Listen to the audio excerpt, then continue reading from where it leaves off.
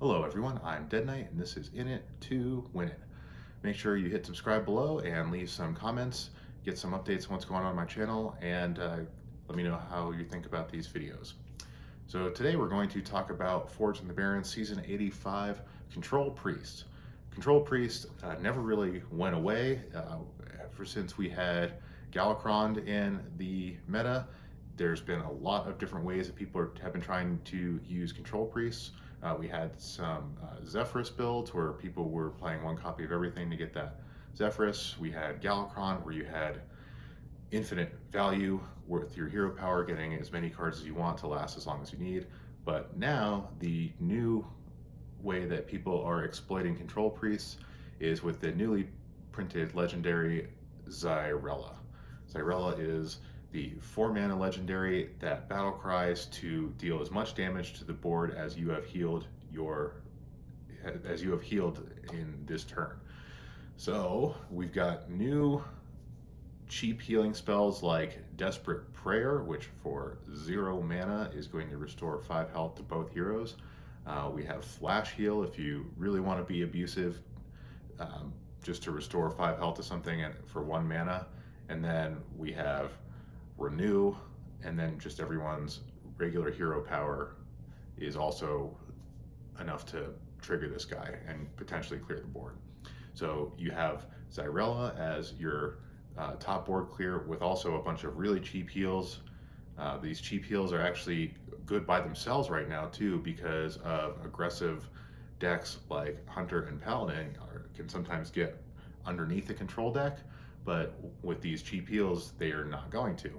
And with cards like Renew, not only are they cheap heals, but they also are going to let you discover some spells you need to stay alive longer. Now, that is not the only full board clear that this deck has. They are also running Blademaster Samuro, which I think was greatly underestimated when it came out. Decks like this show exactly why it can be so good.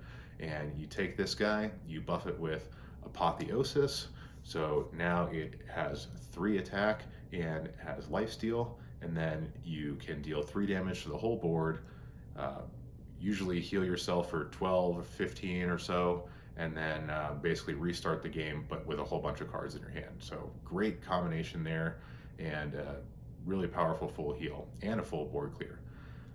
To round it out, we have the Dragon package. So this deck is going to be running a couple of the Dragonflight ambassadors. So we have the new Malygos for 9 mana is going to draw spells from your deck until your hand is full. This was the perfect tool that Control Priest needed to get back in the game after blowing their whole hand to try to stay alive. So you can just barely claw back, play this guy, potentially play a 0 mana heal to gain 5 more health to live another turn, and then just unload a ton of spells into your opponent's face.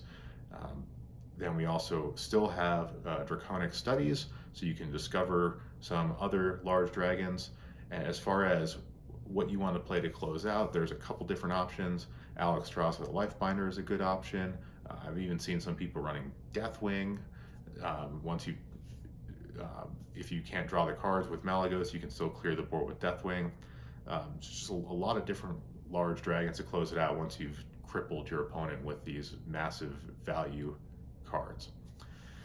As far as support, we have the newly printed Condemn, which is one of the most versatile AoE clears that I've ever seen. Gets better as the game goes.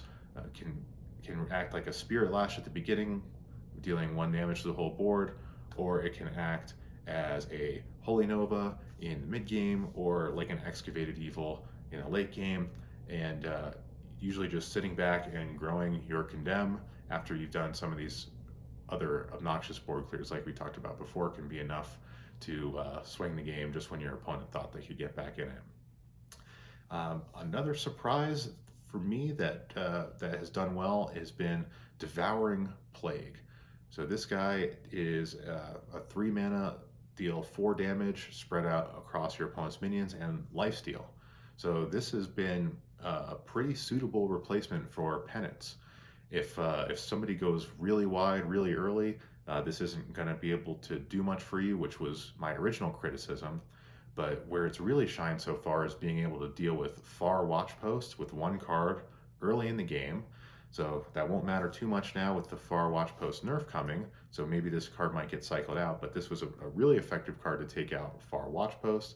And it's also been able to buy some time against some of the more aggressive paladin decks. You can clear their board without triggering Avenge, which is really nice. And you might see this coming out against hunter decks to finish off trampling rhinos that might still be lingering around, or just get a handle on the board at the early outset before things get out of control. But control is the name of the game here. Tons of different tools to gain lots of life, clear the board, and finish out with one or two top-end dragons. It's a really powerful deck. It's really comfortable letting your opponent start the lead and then just getting punished with whatever they try to do to execute their game plan. Obviously, like all control decks, they have some weaknesses. So Ticketus obviously is potentially a problem. You're going to run Mindrender Illucia here, and maybe you can get lucky and steal the Ticketus. Otherwise, you're vulnerable to Ticketus like all control decks. But you have the tools to win just about every matchup. So use them to your advantage and try to maximize. But it's a great deck. I think it's going to go far. It's going to be around for a very long time, much to the chagrin of many players. So let me know what you think of Control Priest. I'm pretty excited about it. Leave a respectful comment below. Don't forget to subscribe and tune in next time.